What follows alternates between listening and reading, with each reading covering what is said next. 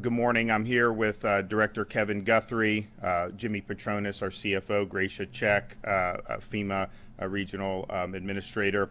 As of 7 a.m., Hurricane Ian is located roughly 80 miles south-southwest of Charlotte County, and it's moving north-northeast at 10 miles per hour. It is now a Category 4 hurricane with maximum sustained winds of up to 155 miles per hour. That is knocking on the door of a Category 5 storm. We expect landfall in southwest Florida later today as a major hurricane and will slowly move across the central Florida peninsula before exiting the northeast Florida coast probably sometime on Thursday. Much of southern Florida is already experiencing impacts from the storm as it moves closer to landfall. There have been several tornado warnings issued during the overnight hours, and we expect to see that continue today. A storm of this magnitude will produce catastrophic flooding and life-threatening storm surge on the Gulf Coast of Florida, and the highest risk areas are ranging from Collier County up to Sarasota County. The current track has the storm making landfall in Charlotte County. If you are in any of those counties, it's no longer possible to safely evacuate. It's time to hunker down and prepare for this storm. This is a powerful storm that should be treated like you would treat if a tornado was approaching your home. If you're out on the roads, get to a safe place as soon as possible. There's more than 200 shelters open in just the Southwest Florida region alone. We're already seeing bridge closures. The Skyway Bridge is closed now, going from Manatee to Pinellas counties. There's 40,000 power outages reported, but outside of Southwest Florida, crews are responding to those power outages. Don't go outside in the eye of the storm. It's still dangerous. There's actually a calmness if the center of the hurricane is right over you. You think maybe the storm is past. That's not the case. It's still very dangerous. There's possibilities of tornadoes. It would also be very difficult to potentially get back into your home. So even if it seems calm, wait to make sure that the storm has actually passed. Once the storm is passed and it's safe to go outside, I urge you to be cautious. Avoid downed power lines. Avoid standing water. Stay clear of damaged trees. If you are using a generator for power, make sure that that is being operated outside your home. Do not operate that indoors. And then don't drive in flooded streets. People will look and think they can drive through it, and it doesn't work out well for them. As the storm has approached, we've already had enough winds to have local bridges closed. So the bridge on State Road 64, Manatee Avenue East, has now been closed. The bridge at SR 684 and Cortez Road has now been closed, and the John Ringling Causeway has been closed. And that is basically a function of when the winds reach a certain threshold. Obviously, you're going to see more bridge use suspended given the ferocity of this storm. This morning, Director Guthrie asked for additional airlift, hoist, and high water vehicles from the Department of Defense in coordination with FEMA.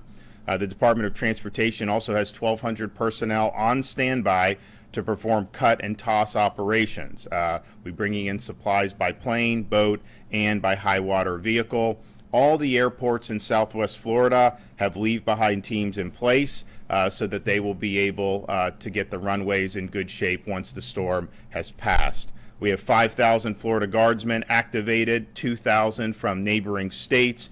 We have air assets, urban search and rescue teams stationed now in Miami that will be able to respond over to Southwest Florida. Florida Fish and Wildlife, both vehicle assets, water assets, and air assets. And the U.S. Coast Guard has now staged 4 cutters. They also have shallow draft vessels ready to provide search and rescue assistance to the flooded areas.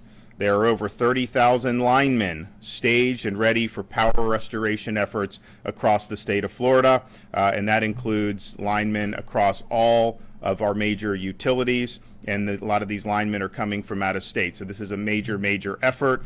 Of course, the storm has to pass, There needs to be the ability for them to get in and access what they need to access, but that's going to be a priority, and Kevin and his team are going to be working hard on that. I want to thank the 26 states that have sent support to us during this time, including Tennessee, Virginia, Montana, Louisiana, New York, Colorado, Indiana, New Jersey, and Georgia.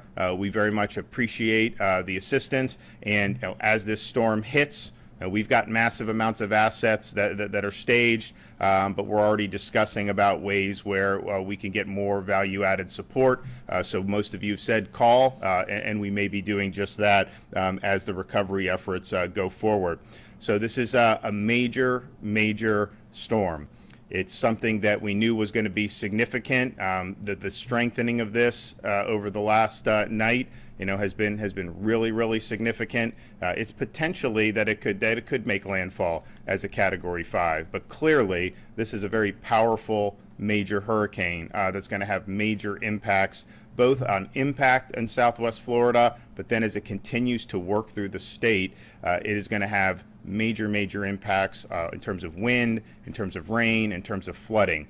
So this is going to be a nasty day, 2 days.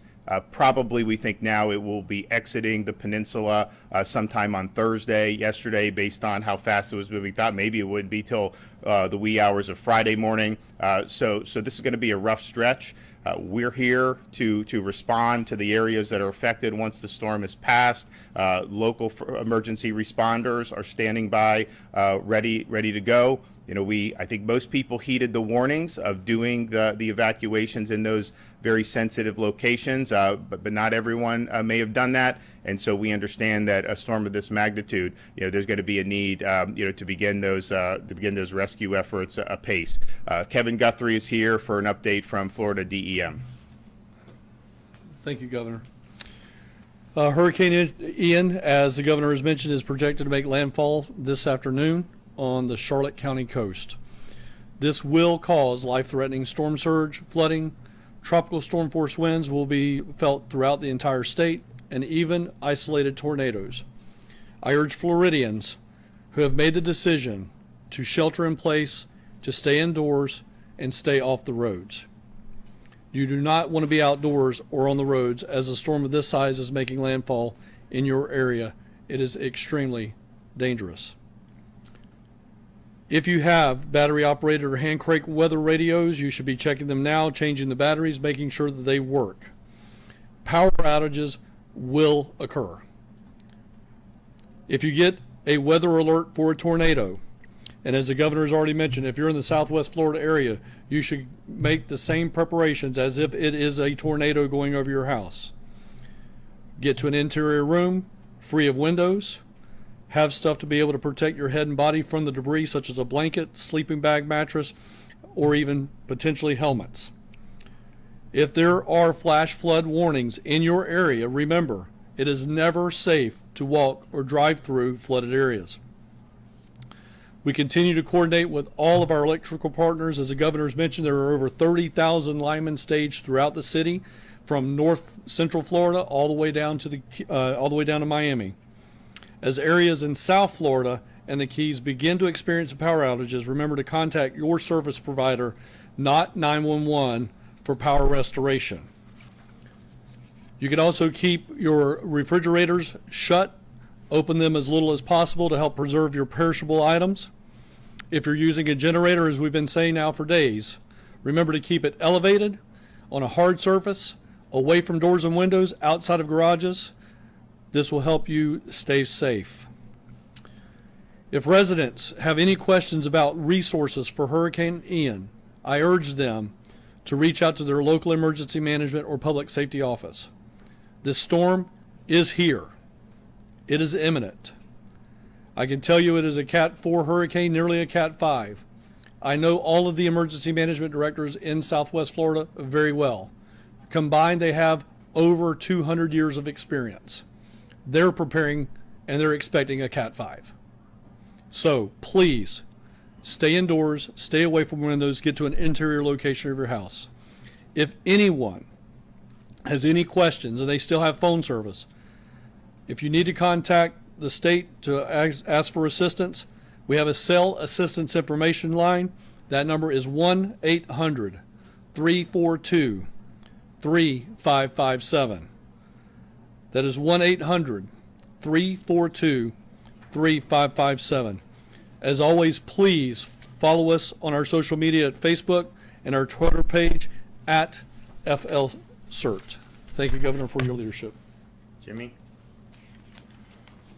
Thank you, Governor. Florida's urban search and rescue teams are staged in Miami and also in Central Florida. We have over 600 resources to bear. We have FEMA teams that have come in from out of state. We have Virginia 1 and 2 that just literally came back from Puerto Rico in Miami, also there to assist. Out of the 8 teams in Florida, 5 are activated. They will have search and rescue dogs. They will have swiftwater boats. They will go from door to door with engineers and trauma surgeons as soon as it is safe for them to make access to those neighborhoods. They will go from door to door to administer life-saving support through their missions. When it comes to hurricane response, I will put the state of Florida up against any of the 50 states. We have the best professionals, and Governor, this is the largest response I've ever seen in the state. It's amazing work that you and your team have done. They've been training for their entire lives for this mission. Please stay safe, and as the governor said, hunker down. Now's not the time to hit the roads. Okay, so we will be, of course, monitoring the impacts as soon as the storm moves its way through any given part of the state. The priority is going to be to get personnel in there to be able to launch rescue efforts, and then obviously pave the way so that we can bring in more supplies to the airports, clearing roads so that our linemen can get in there and restore power. So all of that is standing by. But this is going to be a major storm. You've been following the tracks and seeing, obviously we knew for quite some time that it would be a major hurricane. Some of those tracks a couple days ago showed maybe it would weaken as it reached landfall further north. This one has just strengthened, and it is the real deal. So it's going to do a lot of damage. So people should be prepared for that. As Kevin said, there's going to be widespread power outages, and those power outages are going to occur not just in Southwest Florida, but in other portions of the state. Of course, it's a priority to give those linemen the ability to get in there and restore that. But people should just be prepared. There's going to be damage to infrastructure with a storm of this nature, and power and communications and all those things can be affected.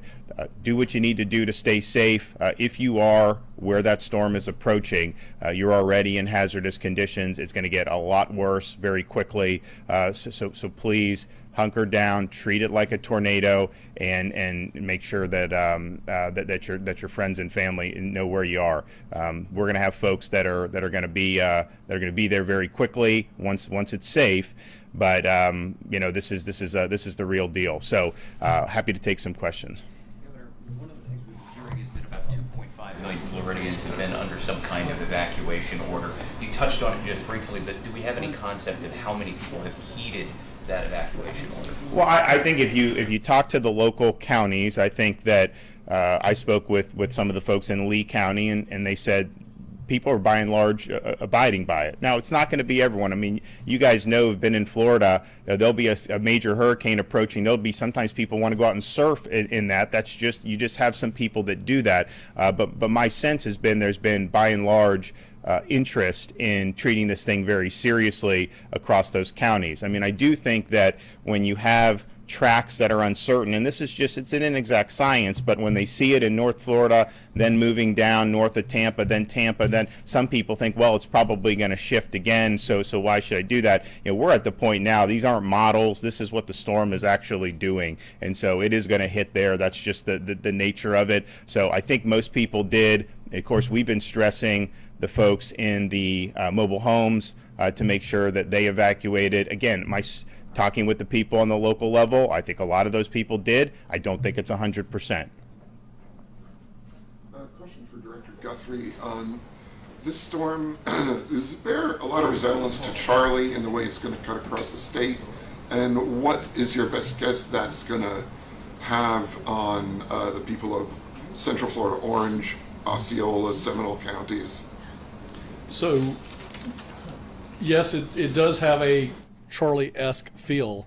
I think one of the things that's a little bit different with Charlie, I mean, again, on the prediction models, it may go through Central Florida at a less intensity than what we had for Hurricane Charlie, dumping more rain, as the governor mentioned earlier today, possibly speeding up just a little bit to getting out of here in 24 hours versus 36 hours. So that'll certainly help on the rainfall side of the house. But again, it does have a Charlie-esque feel, but it should not be nearly as catastrophic on the winds like we saw with Hurricane Charlie all the way into Central Florida. We do expect rapid weakening, but again, there will be tropical storm force winds, strong tropical storm force winds felt all the way through the central part and up into northeast Florida as a part of this storm. Yeah, we saw a lot of trees get plowed down during Charlie, obviously. So thank you. And I think one thing for Central Florida is because we've had a lot of saturation, those trees are vulnerable. So you're going to see trees are going to come down even with tropical storm force winds. It does not need to be hurricane force. So you are absolutely going to see that. That is going to cause interruptions in power. And of course, the sheer amount of rain that's going to come down is going to have a major impact across the center portion of the state. And even with the projected exit of the state in Volusia County, because of what it's going to do when it gets into the Atlantic, you're going to see impacts all the way up to Nassau County and Duval County, absolutely, in terms of some of the flooding and some of the other things that you will see because of the effects of this. So there will be significant effects, and you will absolutely see trees, you will see power interruptions, and you will see a lot of rain and water. With the Sunshine Skyway just closing, and I'm sure y'all anticipate many more closures similar to that, is there any time y'all anticipate them opening back up for first responders, that kind of stuff? So basically what happens on the bridges is once it reaches a certain sustained winds, it's no longer safe to go over, so that's when they close it. Of course, as soon as the storm passes and those winds go down, they immediately will go out and inspect the bridge to make sure there's not structural damage and to make sure it's safe.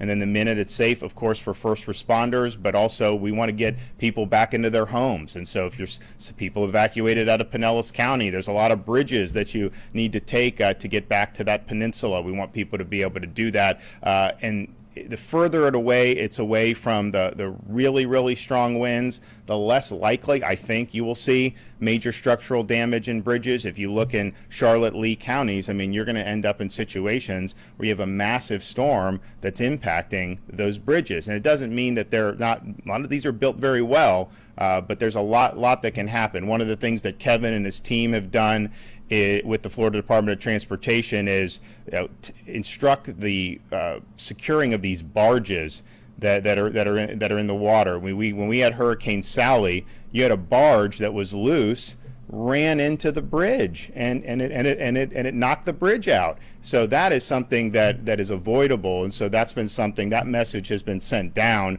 that if the storm itself knocks out a bridge, that's Mother Nature, and we just got to work to remedy that. But if things are being left loose that are then going to ram into the bridge and cause that to be disabled, I mean, we worked really hard to get the bridge up in Northwest Florida back, but I mean, it takes time to be able to do it when it has that type of major impact like that. So all of that, there's sensitivity, the need to have the bridges open as soon as possible, but there's also sensitivity, the fact that you have 60-mile-an-hour sustained winds on one of those bridges. That's not a place that you want to be as a motorist, and quite frankly, it's not safe for our first responders even to be using that. Given that there is a lot of rain and flooding and substantial storm surge associated with this storm, does it make it different than storms we've had in the past? Because I believe, Director Guthrie, last night you said there's going to be a great humanitarian lift that's going to be needed after this, especially considering some people may not have flood insurance, and that may be the biggest issue for a lot of them. So are there special preparations that you guys are taking for this storm that you maybe haven't taken in the past? Well, I would say, and I think Kevin would agree, in terms of the resources that have been staged, we prepared for Dorian. That came very close. That was a Category 5. That was massive. That was a massive mobilization that we did. We were ready if that would have hit Florida. This has been bigger in terms of the mobilization. I mean, the assets that we have are unprecedented in the state's history, and unfortunately, I mean, they're going to need to be deployed because this is a really significant storm. In terms of how people in the aftermath who have damage, So one of the things with the flood insurance is there's folks that are told, hey, if you're not in a flood zone, you don't need flood insurance, and so people buy homes and they don't get it. But the fact is that there are places outside of quote flood zones where you absolutely in an event like this could be impacted. So FEMA does have programs that can offer support, but the FEMA's support is not going to be equal to what you would have gotten in a flood insurance policy. And so that's going to be something that we're going to have to look very seriously at in terms of what the impacts are of that. There's a lot of folks that have a homeowner's policy, and sometimes they're told that could also be for flood, and those are just different policies. The homeowners is from the wind, direct storm damage, the flood insurance obviously from rising waters. There will be debates in people's policies about, okay, you had a Cat 4, maybe even a 5 hit.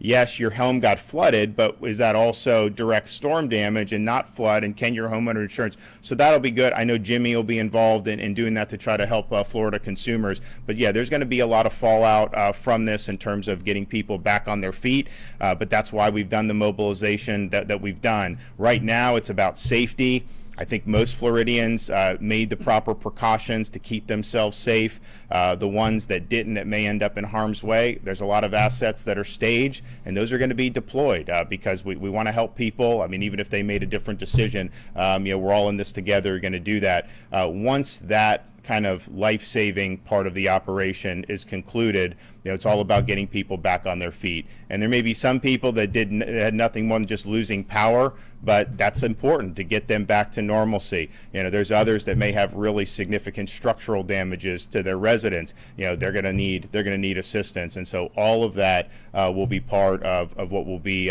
really an unprecedented effort in the history of the state. I'm going to be traveling into North Central Florida today to be able to meet with a lot of the linemen that we have staged. I think it's important to just thank them for what they're doing, because their quick response, be able to help get people back on the grid, really helps with the entire response effort. If you have everyone no power for weeks on end, like we have had in other storms, that makes everything else that we're doing difficult. I mean, I've been through these storms, prior to being in elected office, and it's like, okay, the power is going to go out, but then after a while, people just start to get antsy. It's human nature. And so the fact that they're here in really huge numbers, ready to go down and descend, they're not only doing their job, they're performing a public service for us. So we're appreciative of that, and we're going to thank them for that, and we will get them deployed. Kevin, FDOT, they're going to make sure that those roads get cleared as soon as possible. Now, some of that is going to be very, very difficult, because you're going to have a lot of debris, you're going to have a lot of trees. I mean, just think Hurricane Michael. There were some places at Category 5. I mean, it's like the whole forest came down almost on some of these roads. This is knocking on the door of that, and it's going to cause a lot of damage. And so that's going to be a huge priority. It's going to take a lot of manpower, but we're going to use the resources that we need to get it done. Okay, thank you.